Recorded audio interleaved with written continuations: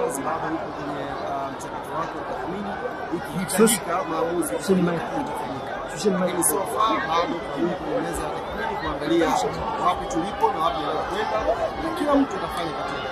Au mashabiki wanafanya kati yao, uongozi unafanya kati yake, wachezaji wanafanya kati yao, kila mtu ana kati yake. Bado tusiwe na haraka. Kwa upande wako wewe binafsi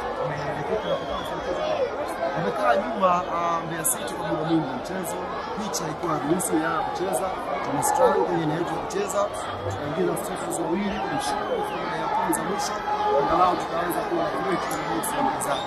Kwa hiyo technically walikuja na mpango mzuri wa kudefend na umewasaidia kupata alama moja, kupata alama moja kwa sababu hali wakati timu ikiwa na matokeo bado kuna wachambuzi na watu walikuwa wanachunguza kwa sababu leo wapiga ramli wanaweza kuwayumbisha kwa wapiga ramli, achana nao. Sisi hata miaka ya nyuma tulianza ligi tukafungwa Mbalali na IF.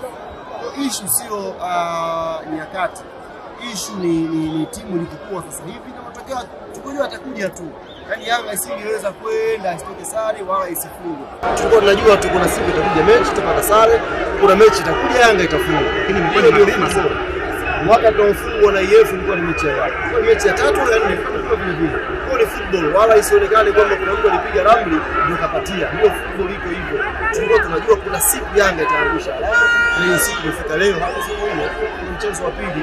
Na tunasema alhamdulillah kama kuna sehemu za kuimprove. Ukipata mapema picha hiyo, unarudi kwenye meza ya tathmini mnakwenda kuimprove. Matokeo hayo labda mashabiki wa Africans wanaweza kuingia na pressure kama afisa gani? Unaweza kuamini mashabiki hakuna haja ya kuwa na pressure.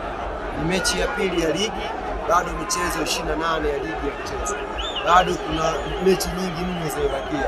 Hii ni mechi ya pili leo na tuna pointi 4, hatujafungwa. Tumeangusha tu alama 2, tumepata alama 1. Kwa hiyo tuna room ya kuimprove kwenye michezo ijayo. Kwa hiyo tuwe watulivu, tuendelee kupanga mikakati yetu.